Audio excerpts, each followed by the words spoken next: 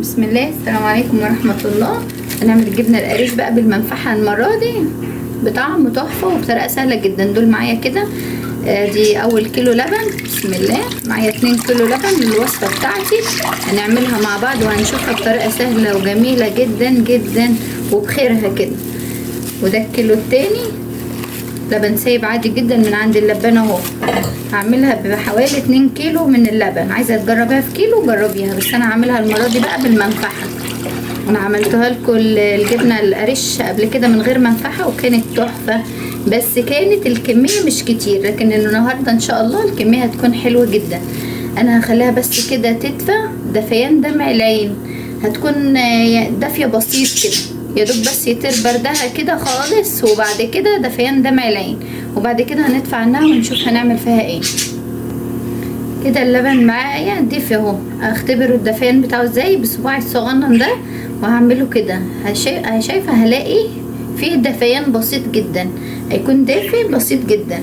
انا معايا المنفعه هي دي عباره عن بتتجاب منين انا مش عارفه هي ايه بقى بالظبط، بس هي بتجاب من الصيدليه او من عند منتجات وزاره الزراعه او من الارياف من السوق او من الصيدليه. برضو انا بجيبها من الصيدليه دايما، بس المنفعه دي حلوه جدا. لكن في البلدي اللي هي بيقولوا من الحيوان ذات نفسه، بس انا مش بستخدم غير دي اللي هي السايله خالص دي.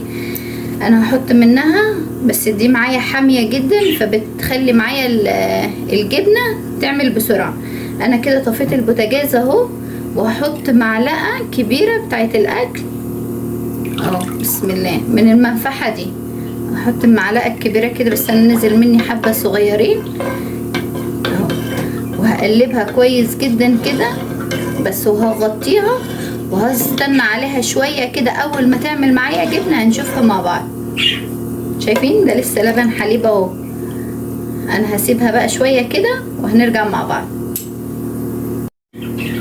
الجبنه اهي، والله بدون مبالغه انا ما كملت 10 دقايق وبقت جبنه بالشكل اللي انتوا شايفينه ده اهو. والله ما كملت 10 دقايق.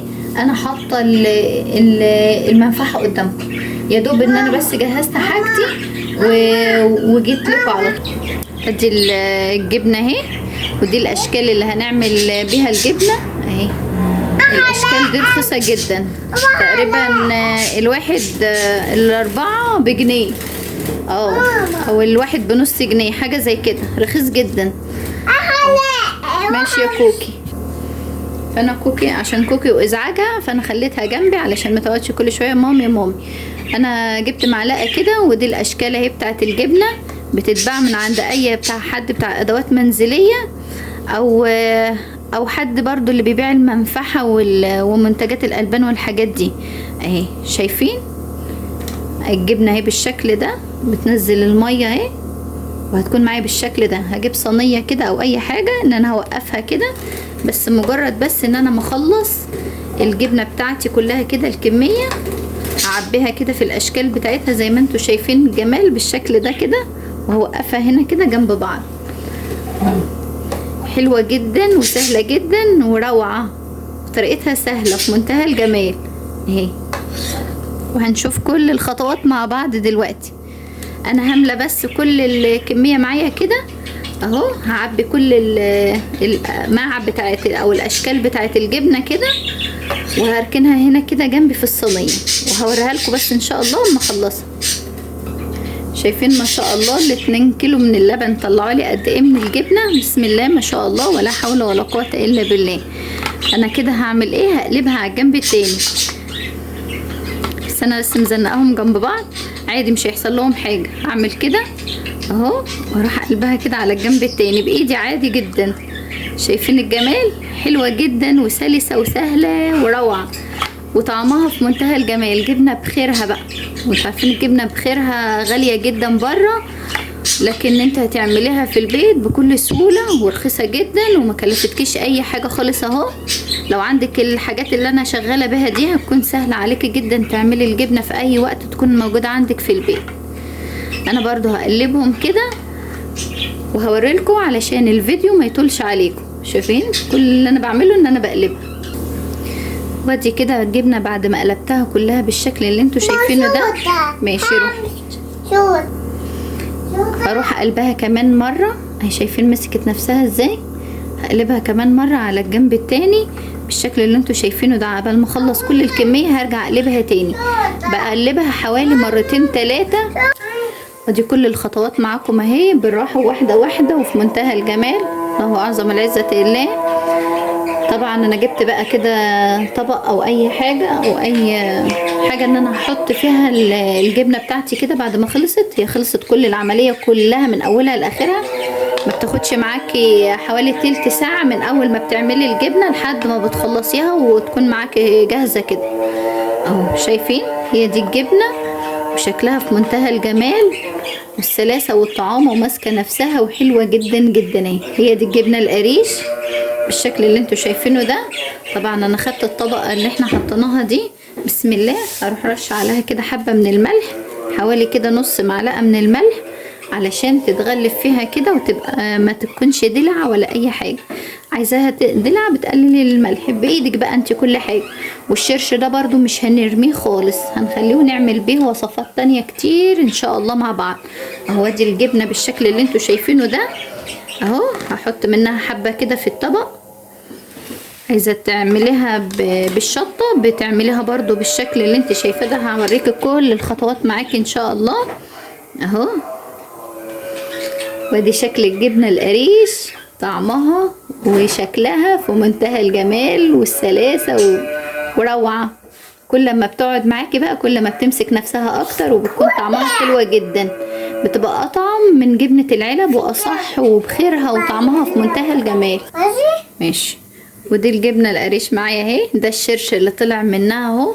الشرش ده مش هنرميه خالص، ده هنخليها نعمل منه ان شاء الله قرص طريه وطعمها في تحفه وهيبقى تبقى في منتهى الجمال. ودي الجبنه اهي.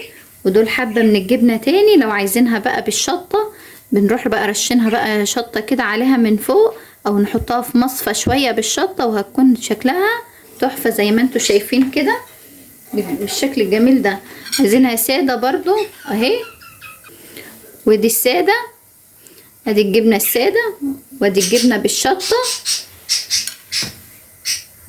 ودي الجبنه بقى لو انا عامله كميه كبيره جدا ومش عايزاها تبوظ مني هعمل فيها ايه. كل اللي انا هعمله بسم الله، ارجعي ورا يا كوكي لو سمحتي.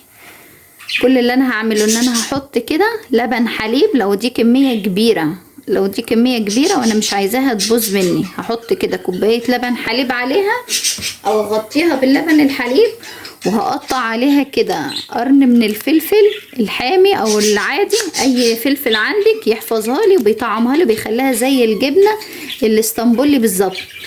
يعني حولناها من جبنه قريش لجبنه اسطنبولي وبتكون طعمها تحفه. انا بس بشيل البذر كده عشان ما تخليهاش حاميه معايا ولا تكون بتحرق اهو.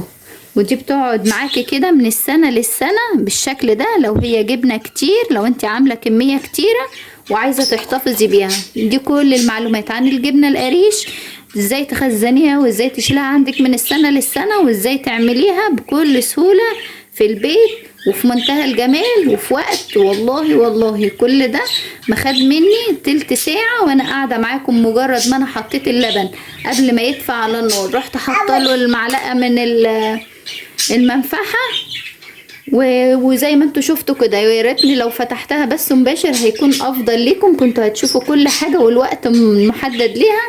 ودي الجبنه القريش بكل سهوله. يا رب تكون الوصفه النهارده عجبتكم، ولو عجبتكم ما تنسوش تحطوا لايك للفيديو وتشتركوا في القناه لو انتم مش مشتركين، وتفعلوا زر الجرس على الكل عشان يوصلكم كل حاجه انا اعملها لكم. وقبل ما اختم نسيت اقول لكم على حاجه، ان انا الاقماع دي بغسلها تاني واسيبها تتصفى في مصفى كده، واسيبها على الرخامه كده شويه لحد ما تنشف، وبعد كده بشيلها في كيس واستخدمها تاني في اي وقت براحتي اللي انا عايزاه. يلا اسيبكم في رعايه الله وامني، والسلام عليكم ورحمه الله.